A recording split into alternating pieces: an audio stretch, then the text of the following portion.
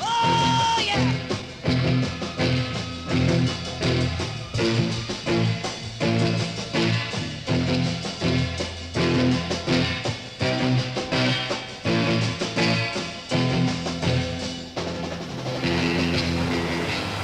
Santa Cruz, California. Avid surfers know this is home to some of the world's best surf breaks. And for many locals, surfing these waves is a daily ritual. Everything you have going on in your life, whether it be good, bad, indifferent, or whatever, it dissipates into the water. Surfing was nirvana. Neil Perlberg. He loved surfing so much, he got a job writing about it for the Santa Cruz Sentinel. He figured his articles would naturally appeal to locals. When I did start to write out for the newspaper, I could write an article about your grandmother. And if you go online where you can write comments, I was getting trashed. The reason for the rejection? A paddle. Stand-up paddleboarding, also known as SUP or SUP, is one of the world's fastest growing water sports, converting many people like Neil from surfer to supper. Okay, this is the part where you may ask yourself, what's the difference? It's just a paddle, but to many local surfers, it's breaking the rules. The whole idea of surfing is using the wave energy with the board to just flow, and it's kind of like a ramp on a skateboard. But the idea of just standing there and paddling through sections that other people could be surfing just defeats the whole purpose. Like many locals, Chris Scallier surfs religiously. When he's not at the beach, he's making surfboards. This is the first board I polished, too. And like any craftsman, he honors tradition. The better surfers get the better waves. I don't care if it's a longboard, shortboarder, if that's just how it goes. It's a respect thing. Surfing comes with an unofficial etiquette. Just ask longtime surfer Boots McGee. Furthest back on the wave, or first one up, has priority.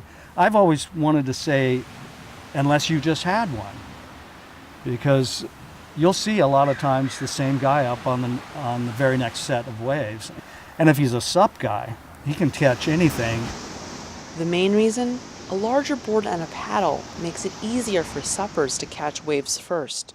And in a place like Santa Cruz, surfers don't have a reputation for welcoming change to the local order. Well, I have personally seen tires slashed. I have seen people launching themselves off of boards to take out suppers.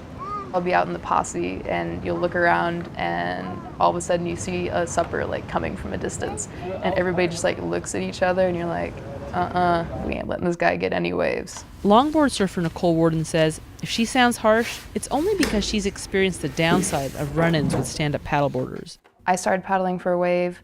This other individual started paddling for a wave on the SUP. And I went for it, and he went for it, but he fell. And as he was falling, he let go of his paddle, and the paddle came at me and smacked me on the shoulder and in my neck.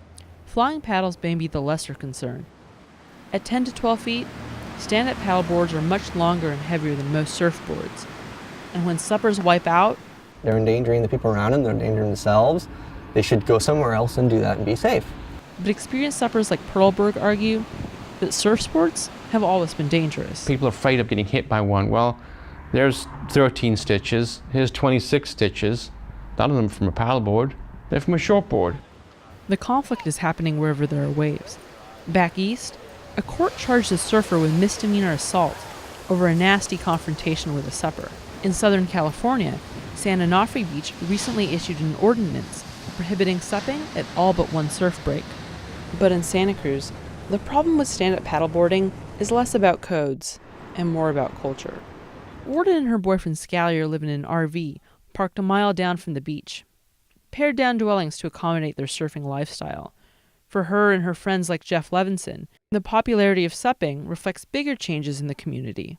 I know that stand-up paddleboarding is more geared towards a wealthier middle class rather than a beach bum who gets any old longboard he can get his hands on. And the size of the board also dictates that it's not going to be a small investment, because you're not exactly putting that in the back of your Corolla.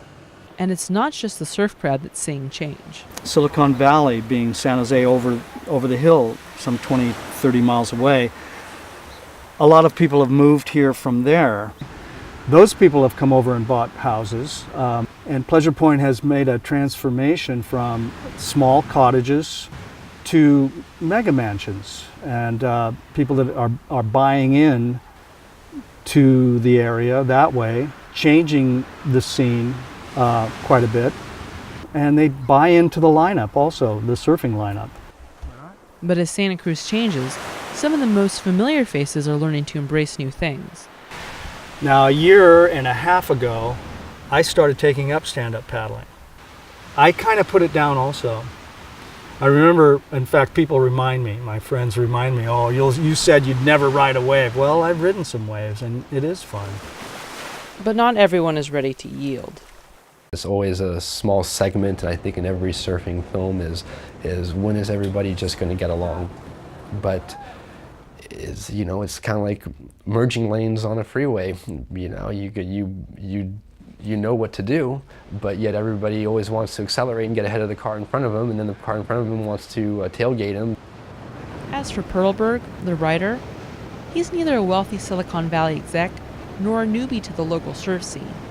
And he generally follows the local etiquette, but that doesn't mean he won't push back. I bring quarters with me out into the ocean in my shorts, and if somebody chooses to bark at me, I will paddle up next to them, quietly take a quarter out of my pocket, throw it on their board, tell them to call somebody. Who cares?